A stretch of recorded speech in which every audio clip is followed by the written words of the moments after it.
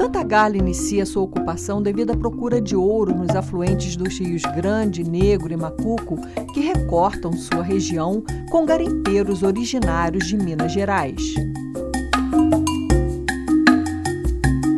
Mas não foi o ouro de aluvião, e sim o café, que originou sua riqueza rural, os barões do café, a exemplo de Antônio Clemente Pinto, barão de Nova Friburgo. Cantagalo tem belíssimas fazendas históricas, como as fazendas Gavião e Areias, que pertenceu ao barão de Nova Friburgo.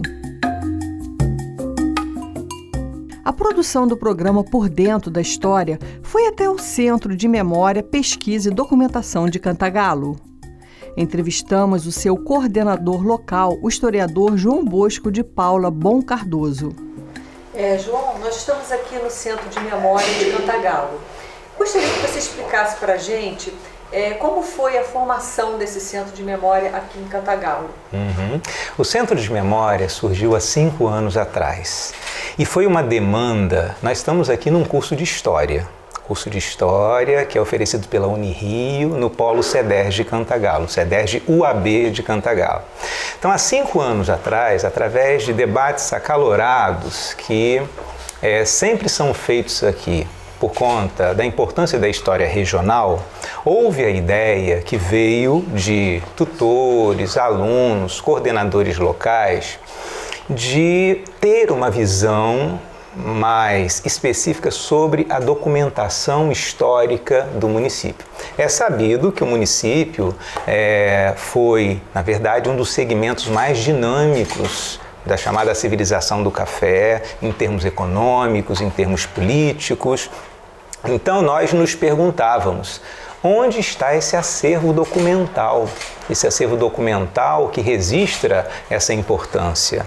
E aí, num primeiro momento, há 5 anos atrás, nós ainda estávamos com essa estrutura que temos hoje, estrutura instrumental que temos hoje, nós com pouquíssima estrutura que nos foi legada pela diretora do Polo, com muito esforço, a dona Leila Leite, nós partimos para campo com um pequeno computador, um scanner que não era assim muito adaptado ao trabalho com a documentação, mas nós partimos para campo e quando eu falo nós, são os alunos e os tutores do curso de História, que a Unirio oferece aqui, para dar conta desses acervos históricos documentais de Cantagalo. E aí nós fomos até a Igreja do Santíssimo Sacramento de Cantagalo, que hoje é o Santuário do Santíssimo Sacramento, entramos em contato com o padre nos facultou a entrada e aí nós demos uma olhada em como que estava a situação de conservação dessa documentação, começamos a catalogá-la para saber o que havia ali.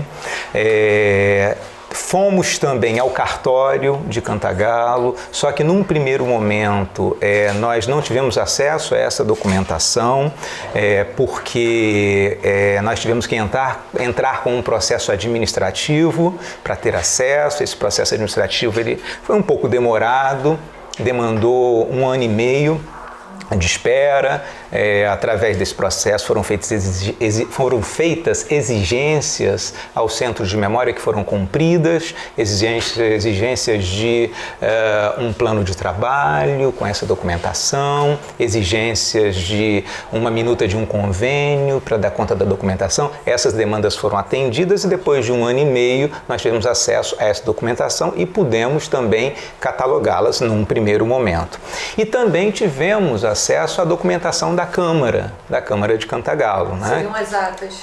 As atas, tem vários documentos lá, não só atas, até que se referem a cemitérios e tudo mais, as posturas municipais, enfim, é um acervo também muito importante. Então, nesse primeiro momento em que nós não tínhamos recursos nem aparelhagem suficiente para dar conta do tratamento e da digitalização desse valoroso acervo histórico, nós partimos para campo para quê? Para catalogar, para dimensionar, para saber o que havia e para saber em que condição estava esse material todo. né? Então essa foi a primeira fase de trabalho do Centro de Memória. Foi uma fase há 5 anos atrás. Vocês levaram muito tempo para essa catalogação? Olha, aproximadamente 1 ano no que se refere à Igreja Matriz do Santíssimo Sacramento, hoje Santuário, e à Câmara. Agora, com relação ao cartório, demorou mais um pouco porque nós tivemos que entrar com um processo administrativo, né? Certo. E aí a segunda fase, depois dessa catalogação, a segunda fase seria a implantação dessa parte que vocês funcionam hoje no CEDES, que me parece estar ligado diretamente à Unirio, né? Exatamente. Aí o que acontece? De pronto, o pessoal da Unirio, né, abraçou a causa da criação de um centro de memória mais equipado em Cantagalo. Depois desse material catalogado, né? Exatamente, de colocar para eles assim a dimensão, né, desse material, não só a dimensão em termos de metragem, mas a dimensão histórica, da importância histórica desse material. E aí os professores da Unirio, os coordenadores da Unirio, eles começaram a agir muito eficientemente a favor do Centro de Memória, né? Com o apoio técnico deles, nós montamos o primeiro projeto apresentado no edital da FAPERJ, e aí esse projeto foi deferido, e em função do deferimento desse projeto, nós pudemos instrumentalizar o Centro de Memória com essa aparelhagem toda, a gente vê aqui que vocês depois vão poder, né, registrar, né, através de várias imagens e tudo mais, e também comprar material de consumo. Né? Porque o trabalho com a documentação exige todo um aparato, né? Um paramento especial que envolve máscaras especiais para lidar com aquele pó de 200 anos, né? Óculos, luvas, né? Um jaleco e tudo mais. Então, nós também pudemos comprar com esse primeiro recurso que veio da FAPERJ, esse material de consumo. E aí, aí vocês passam para essa fase da digitalização, né? Perfeito. Que vocês já têm os computadores, vocês compram uma máquina de scanner, né? Esse material, e a desinfecção do material também, né? Exato. E aí, uma nova fase do trabalho se estabeleceu. Nós chamamos os nossos amigos de Macaé, né, de um projeto muito interessante que tem lá, que se chama Macaé em Fontes Primárias, da nossa amiga Conceição Franco, que era tutora aqui na época do curso de História. Então, com o auxílio luxuoso desse pessoal de lá, nós começamos a capacitar as pessoas aqui no Centro de Memória para trabalhar efetivamente com essa documentação. E aí começou o trabalho de quê? De retirada. Nós não somos unidade custodiadora de documentos. Aqui não fica documento histórico algum, eles só passam por aqui.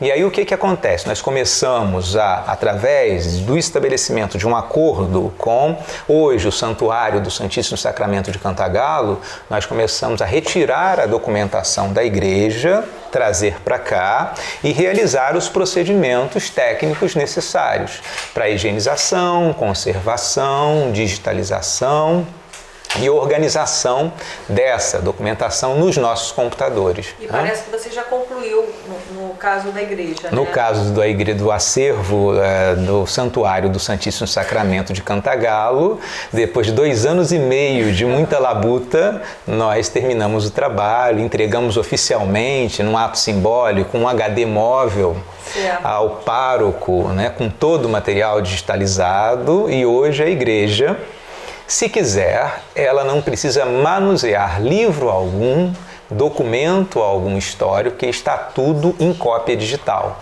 Então isso representa também um fator de conservação. Não só porque o material sai daqui higienizado, mas também pelo fato deles não precisarem mais manusearem essa documentação. E um outro detalhe, o material sempre sai daqui com recomendações de conservação. Né? A gente elaborou determinados passos e procedimentos, né? E a gente colocou isso num ofício. Então, quando a documentação sai daqui, sai acompanhada desse ofício, que são os passos de conservação para essa documentação durar mais de 200 anos.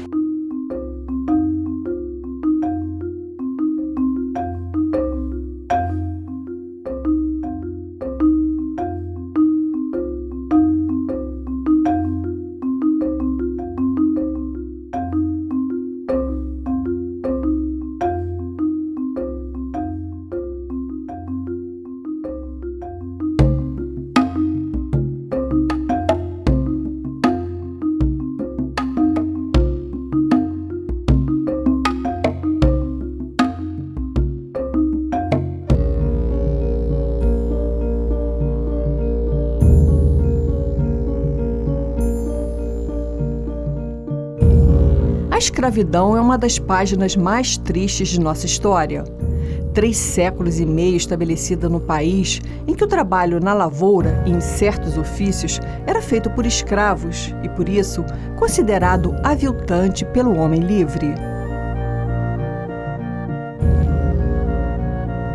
Em 1850, Cantagalo será um dos distritos cafeeiros mais importantes do Rio de Janeiro e, consequentemente, apresentava um dos maiores plantéis de escravos da província fluminense.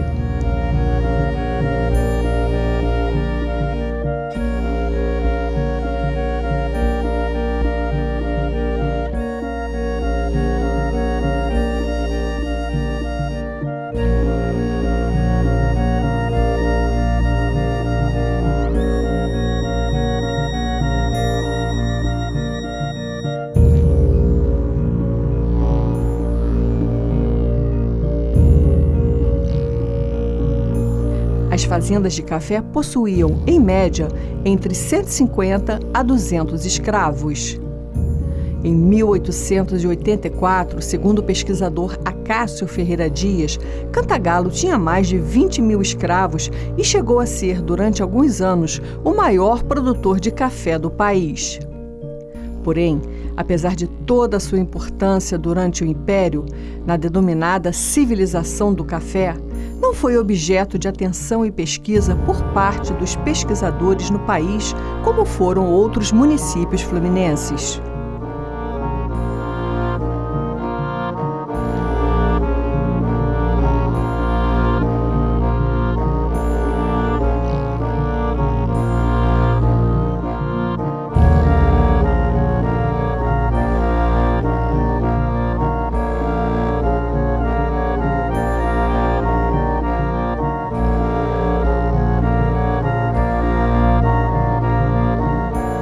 Provavelmente a partir da organização de seu acervo através do Centro de Memória, Pesquisa e Documentação, muitos trabalhos acadêmicos surgirão a partir de agora.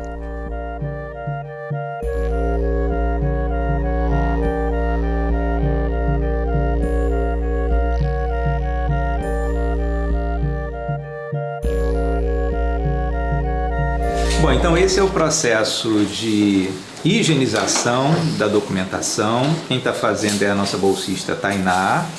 E essa é uma mesa higienizadora em processo mecânico. O que é o processo mecânico? Essa mesa ela tem um sistema de sucção lá no fundo. E a bolsista ela está varrendo todo o documento e jogando a sujidade lá para trás, que vai ser sugada por aquele processo que funciona como 2 aspiradores de pó que sugam toda a sujidade para o interior da máquina. Então, esse processo se chama processo de higienização através de um procedimento mecânico.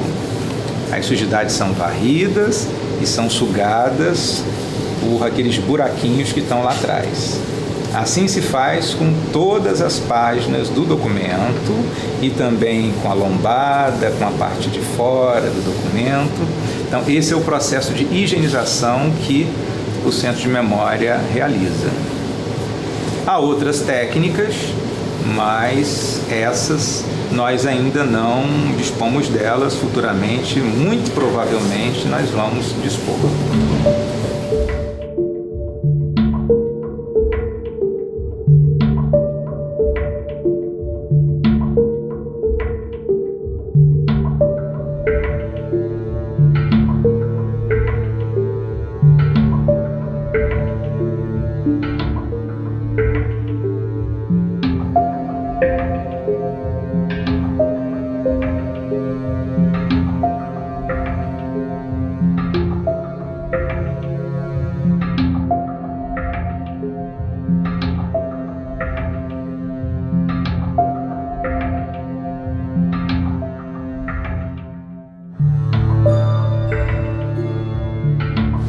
Notem que para realizar esse procedimento, a bolsista ela está usando todo um equipamento de proteção individual. que se compõe de touca, óculos, uma máscara especial para que ela não entre, não aspire a poeira. Essa poeira ela pode ser muito danosa à saúde, jaleco e luvas. Esse equipamento é fundamental para proteger a bolsista nesse procedimento, porque essa poeira ela está infestada de ácaros. E se não houver uma preocupação em proteger a bolsista com esse EPI, esse equipamento de proteção individual, a bolsista poderia futuramente desenvolver problemas respiratórios e tudo mais.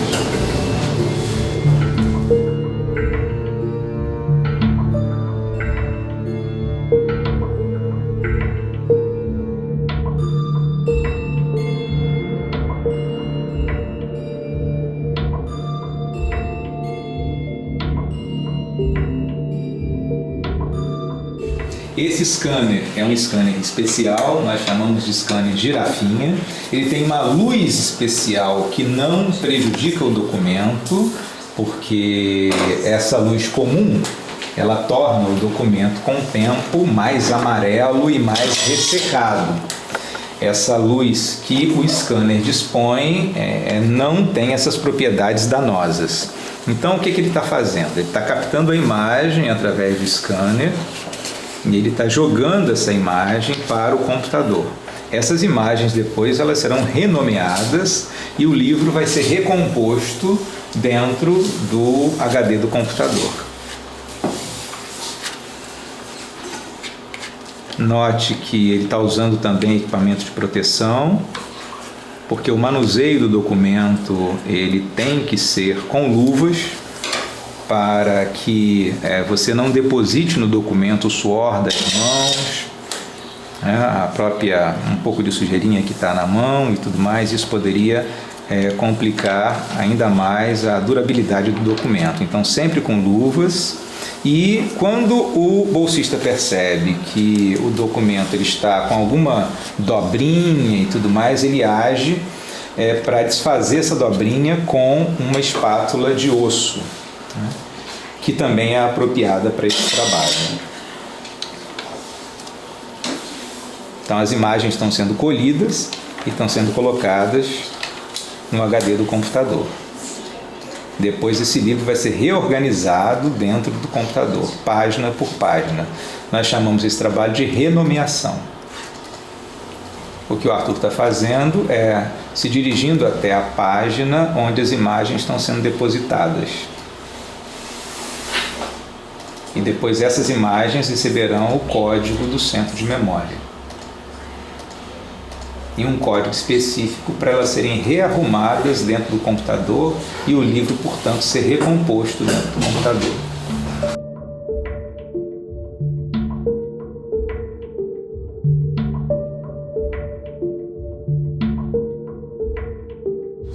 Um aspecto muito importante nesse trabalho é a questão da luminosidade.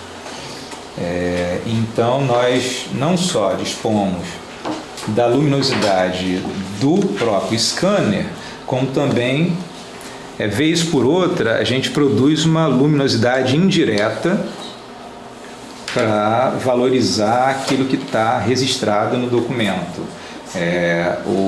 As letras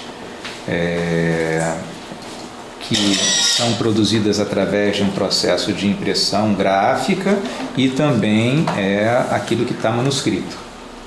Então, de vez em quando a gente tem que acionar essa luz extra, essa iluminação extra, para dar mais qualidade de imagem à cópia digital.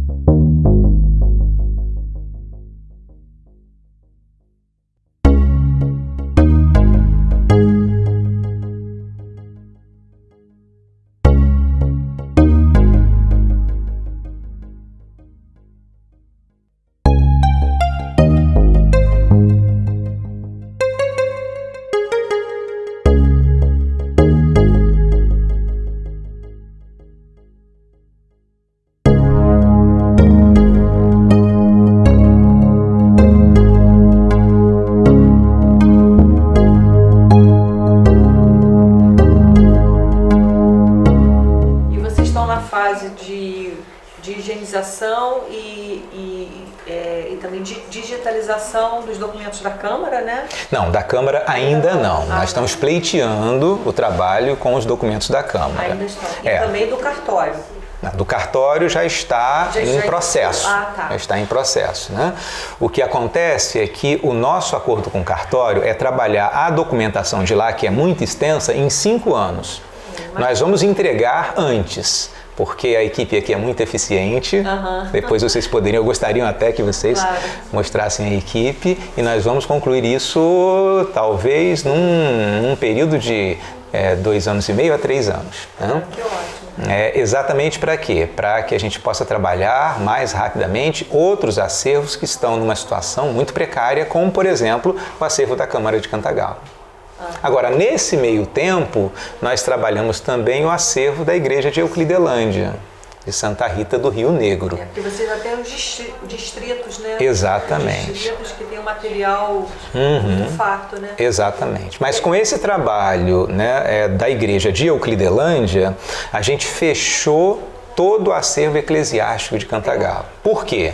Porque a Igreja do Santíssimo Sacramento, ela tem documentos dos distritos, né? Centralizados aqui, né? Na sede do município, na Secretaria da Igreja.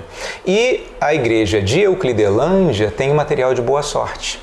Material histórico de boa sorte. Então exatamente, trabalhando o acervo da Igreja do Santíssimo Sacramento de Cantagalo, que hoje é santuário, e da Igreja de Euclidelândia, nós fechamos o acervo eclesiástico de Cantagalo. Todos os registros, antigamente eram feitos somente pela Igreja, né? Então, exatamente. Você já tem um material completo. Exato. Então nós temos aqui o quê? Os assentos, os registros de batismo, de casamento e de óbito, né, da população de Cantagalo do século XIX. E talvez alguns inventários também. A igreja inventários, né, sim, temos 500 inventários, né? E temos também uma coisa que não aparece mais em paróquia alguma da região, que são as habilitações de casamento, os processos de casamento. Nós temos mais de 1000 processos de casamento do século XIX. E é uma coisa muito curiosa, porque os processos de casamento, eles são assim, muito fartos em informação sobre os cônjuges, sobre as alianças entre as famílias, né? Então, esse material, que em sua maioria é inédito, agora está disponível nos nossos computadores para que os historiadores, os memorialistas, né, os professores, os alunos, não só de Cantagalo, mas dos municípios vizinhos e de outros municípios que queiram se reportar ao Centro de Memória, eles terão todo esse material à disposição para pesquisa.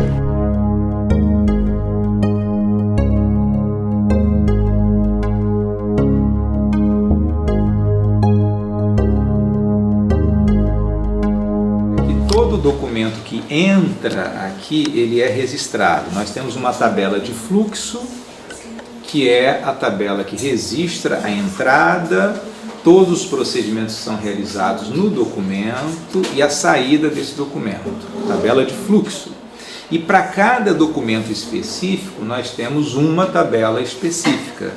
E nessa tabela são registrados detalhes importantes, como, por exemplo, a instituição da qual veio esse documento, o tipo de documento, as condições de conservação desse documento, como que a instituição denominou esse documento, o nosso código específico para esse documento e quando que ele entrou aqui e quando que todos os procedimentos foram realizados. Então, para cada documento específico, há uma tabela específica para garantir o controle desses passos todos que nós realizamos aqui.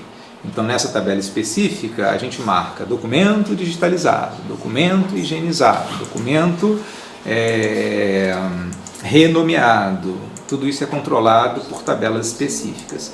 E quando nós damos saída no documento, nós nos reportamos novamente à tabela de fluxo que demarca a entrada e a saída, e nós registramos a data de saída. Então nós temos o controle de todo o processo que acontece aqui através de uma tabela de fluxo e através de tabelas específicas para cada documento e com cada etapa de trabalho em cada um desses documentos históricos.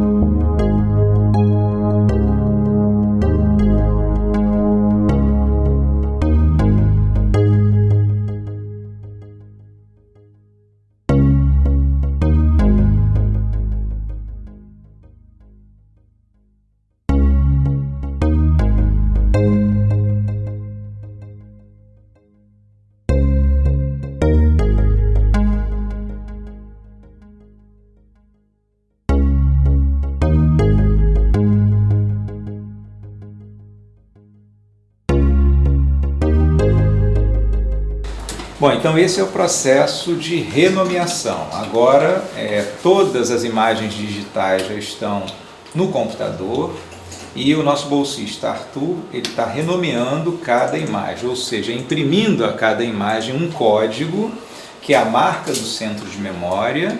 Esse código identifica de onde veio esse material, de que instituição veio, que tipo de livro é, que tipo de documento é, identifica também a página, identifica também se é capa, contracapa, se é página, o número da página, enfim, todos os detalhes que compõem o livro estão sendo devidamente renomeados aí para recompor o livro agora dentro do computador. Depois que se faz esse trabalho de renomeação, antes do livro sair do centro de memória, as imagens e a ordem das imagens é conferida no original. O livro só sai daqui quando as imagens espelham exatamente o que está no original do livro. Aí a gente libera o livro para a instituição, que é a nossa garantia de que o livro está recomposto em todos os seus detalhes, com as páginas em ordem e sem faltar nenhuma página e sem ter páginas duplicadas. Então esse trabalho é um trabalho que garante a qualidade dos procedimentos de renomeação que são feitos aqui. E aí o livro é recomposto na íntegra no computador.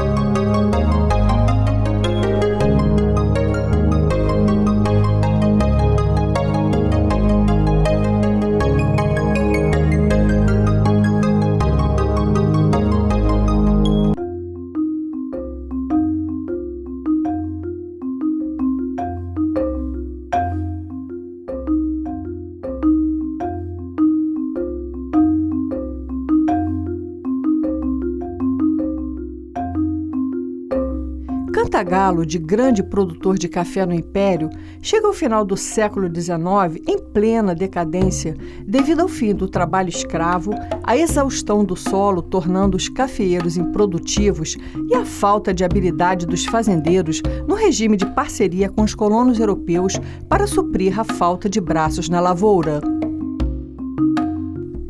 Casas-sedes, embora ruíno dos outrora imensos latifúndios, são testemunho de um passado glorioso.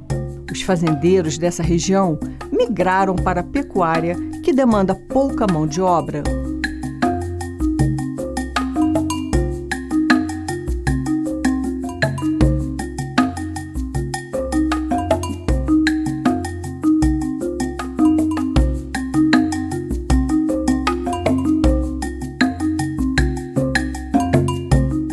Antigas casas-sede foram modificadas e transformadas em residências de veraneio, cujas pedras da antiga construção ainda permanecem junto à nova edificação.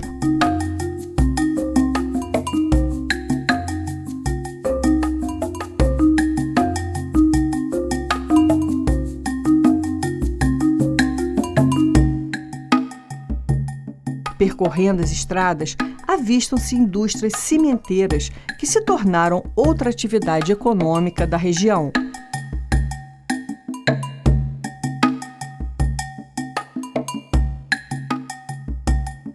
Ela está analisando um documento histórico. O que ela vai fazer com esse documento histórico? Ela vai retirar as informações mais importantes do documento histórico e vai passar para uma ficha digital. Essa ficha digital, num programa chamado Access, ela vai registrar todas as informações mais importantes que o documento contém. Então, o que ocorre? Ocorre que quando o pesquisador chegar aqui, ele não vai precisar mais manipular as imagens digitalizadas. Ele pode se reportar direto às fichas digitais que contêm todas as informações mais importantes do documento digitalizado. Inclusive, ele vai poder manipular essas informações a partir do objeto de estudo dele. Um exemplo, em livro de batismo da Igreja do Santíssimo Sacramento, do Santuário do Santíssimo Sacramento, ou então da Igreja de Euclidelândia. Ele pode, por exemplo, obter num clique, aí, um aperto de tecla do computador, todos os escravos que foram libertos na pia batismal. Ele pode fazer essa pergunta ao computador, colocando determinado código, e aí essas fichas vão fornecer para ele uma tabela com essas informações, ou seja, com todos aqueles escravos que foram libertos no ato do batismo, ou seja, na pia batismal. Então, isso vai gerar para o pesquisador uma economia de tempo muito grande, porque ele não vai precisar se reportar às imagens digitalizadas, fazer a leitura paleográfica, já vai estar tudo organizado e disponibilizado, ele pode fazer várias entradas nessa documentação a partir da pergunta que ele fizer para essa documentação. Parece que vocês chegaram a dar um curso aqui, né, de leitura paleográfica. Exatamente. Da outra vez que eu estive aqui, eu acho que eu ouvi alguma coisa assim. Vocês Exatamente. Também dão essa capacitação? Perfeito. O pessoal bolsista do Centro de Memória se capacita todo ano, né? Nós somos muito atentos aos cursos que são oferecidos de conservação de documentação, de paleografia e tudo mais, e nós estimulamos os bolsistas a participarem desses cursos.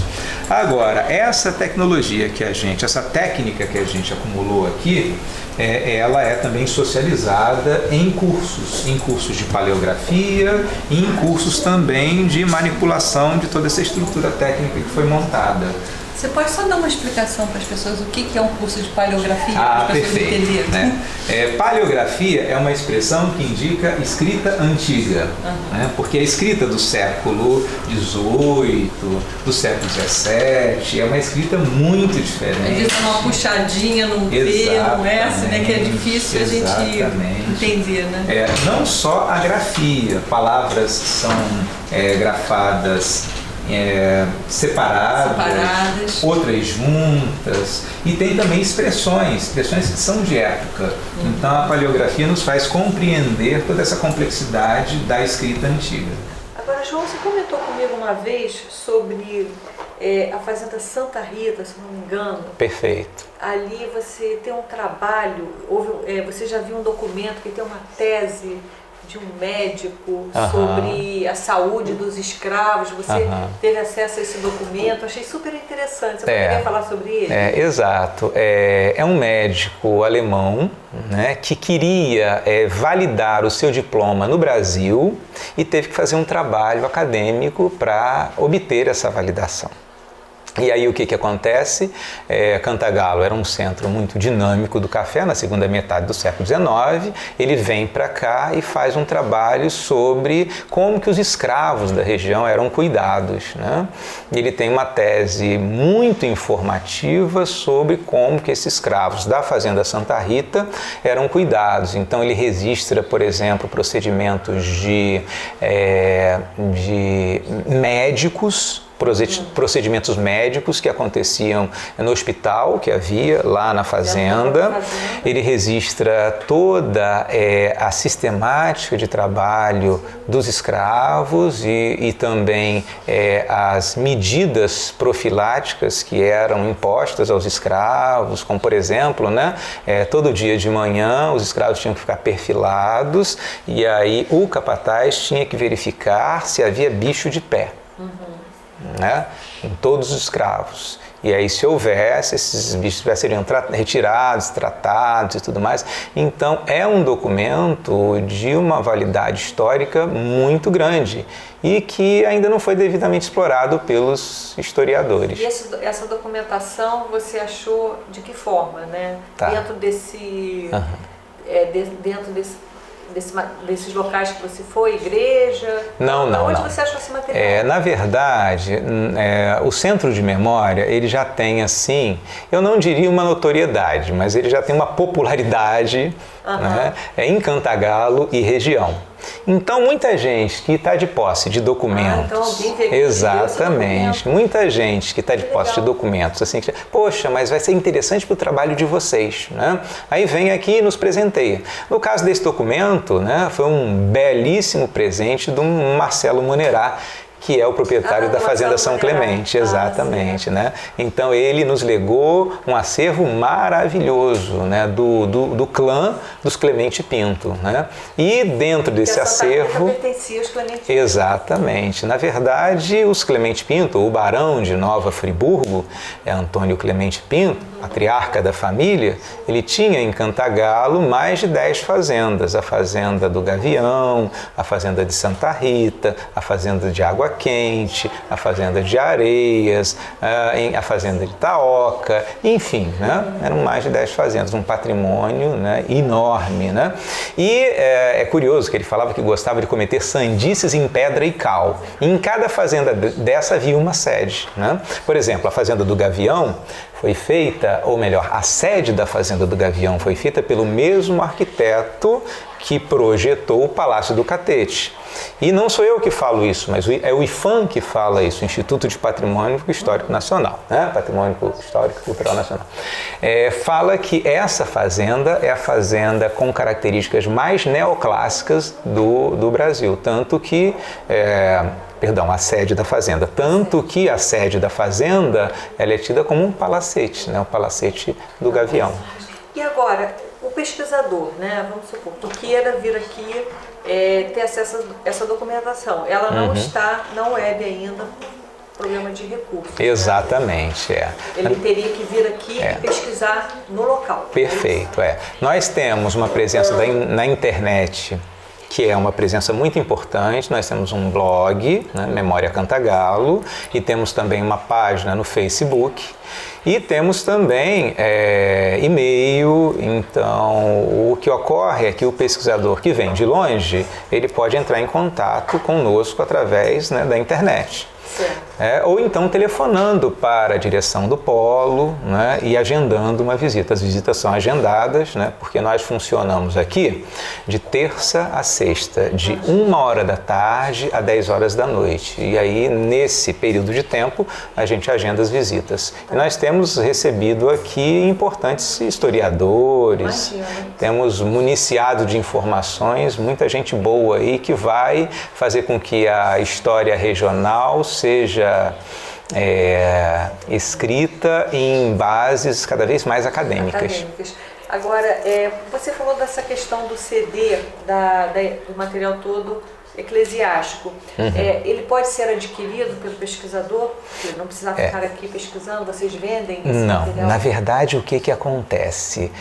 O material eclesiástico, ele não é público, ele é da igreja. Ele é propriedade da igreja, né? Então, o que nós fazemos aqui? Sempre que o pesquisador localiza alguma informação no nosso acervo, né, ele tem a possibilidade de copiar essa informação, mas o material digitalizado ele tem que solicitar à igreja. Se ele quiser o material digitalizado, como o documento é da igreja, né, aí ele tem que se reportar à igreja e fazer tratativas com a igreja.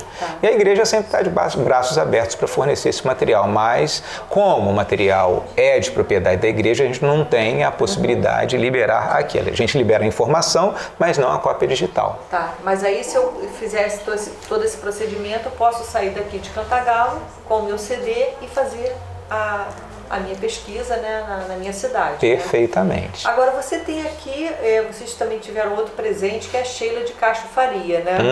É uma grande historiadora que reside em Cantagalo. Sim. Ela faz parte do Centro de Memória? Sim, olha, a Sheila foi assim, um achado para o Centro de Memória. A Sheila de Castro Faria, ela é uma pesquisadora muito renomada em termos de pesquisa sobre o Brasil, colônia e império, com vários livros publicados, tem até um que é um clássico, que é Colônia em Movimento, né? Ela é autora de livros didáticos que são distribuídos pelo MEC para o Brasil todo. A escola de maior número de alunos de Cantagalo, que é o Colégio Maria Zumira Torres, adota o livro da Sheila, né?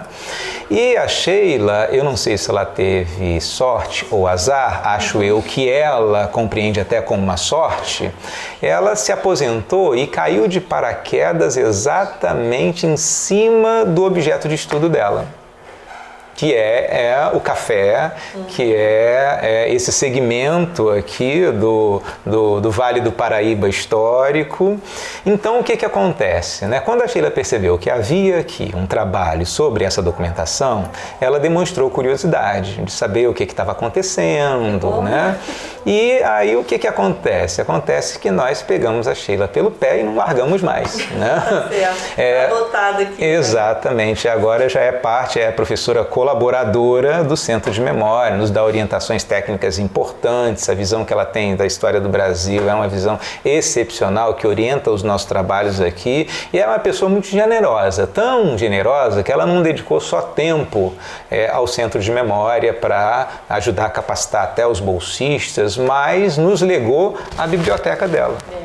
Então, os livros que nós dispomos aqui, que hoje são emprestados aos alunos do curso de História, são a biblioteca pessoal da Sheila, que ela doou para o Centro de Memória. É interessante saber quais são as leituras dela, né? Perfeito, por aí você vê, né, o que fez a cabeça da Sheila em termos intelectuais, né? Bom, então você tem uma equipe aqui de auxiliares e tal, agora eu gostaria que você mostrasse um pouquinho do trabalho que vocês estão fazendo. Tá, perfeito, mas antes eu queria fazer só um adendo. Sim. É que nós temos um outro projeto aqui, eu diria até que é um programa, porque é uma coisa mais de longo prazo, que nós batizamos com muito carinho de Demografia Cantagalense dos séculos XVIII e XIX. O que é isso? Nós já temos as imagens produzidas dos documentos históricos, né? E agora, o que a gente está fazendo? A gente está fazendo com que os bolsistas se reportem a esses documentos históricos e retirem deles, dos assentos de batismo, casamento e óbito, as informações mais relevantes. E eles estão registrando essas informações em fichas digitais de um programa chamado Access, que tem interface com as planilhas eletrônicas, né? Tipo Excel. Então, o que acontece? Quando o pesquisador vier aqui fazer a sua pesquisa, ele nem vai mais precisar abrir as páginas digitalizadas. Ele já vai ter todas as informações compiladas, né, para fazer entradas nessa documentação a partir das questões que ele colocar. Eu quero saber o número de escravos libertos na pia batismal, né, da década de 1830 a 1840. Né? Então ele coloca isso no computador e o computador gera uma tabela. Nossa! Muito bom, né? Então isso vai facilitar muito o trabalho dos historiadores e é mais um avanço que o Centro de Memória tem orgulho de implementar. E vocês já estão virando uma referência, né, João? Macaé, né, que você falou, já veio aqui para pedir um help, né? Exato. A vocês, um apoio. Vocês Exato. acabam virando uma referência, né? Eu acho que isso se dá em função, primeiro, de um trabalho aqui que é movido a uma utopia que se realizou e muita paixão. Utopia e paixão. Né? Todo mundo aqui é apaixonado pelo que faz. Né? E também pelo apoio do pessoal da Unirio, que foi sensível à demanda do polo, do curso de História aqui de Cantagalo e que trabalhou também com afinco para fazer com que nós tivéssemos toda essa estrutura montada. Né? E eu imagino também que os outros municípios, como Duas Barras, Cordeiro, Bom Jardim, futuramente vão, né, procurar vocês, porque a história de Cantagalo, porque todos esses municípios eram Cantagalo. Perfeito. Então essa documentação de Cantagalo também está nesses municípios, né? Perfeito. Então futuramente vocês vão acabar centralizando, né? Criando um braço dentro desses municípios, porque a história de Cantagalo está ali, né? Exato. E eu vejo, por exemplo, eu imagino o Renato Manerá, que eu visitei a fazenda dele, ele também tem escrituras da Fazenda da Glória, Fazenda Santana. Futuramente, com certeza, esse material todo vai acabar aqui no Centro de Memória de Cantagalo. Tá. E também o inverso também é verdadeiro, né? Por quê? Porque nós estamos fornecendo informações históricas para o Renato Manerá, para o Marcelo Manerá, Renato Manerá, proprietário da Fazenda Santana, Marcelo Manerá, proprietário da Fazenda São Clemente. Então, a gente está de olho aberto aqui exatamente para quando esbarrar com uma informação que se refere aos proprietários dessas fazendas, né, de retirar do acervo e presentear a esse pessoal. Por quê? Para que eles tenham mais informações sobre a propriedade que eles adquiriram, estão conservando tão bem, restaurando tão bem, para potencializar o trabalho que há nessas propriedades. A Santana é maravilhosa, a São Clemente está aberta à visitação para alunos da escola pública gratuitamente. O Marcelo faz um trabalho primoroso, como o Renato também faz. Então nós também aqui cumprimos a função de municiar esse proprietário de fazenda de informações que são achadas nos nossos acervos. Graças ao trabalho como esse do Centro de Memória, Pesquisa e Documentação de Cantagalo, o resultado são os livros de história que povoam as estantes de universidades e escolas com inúmeras obras.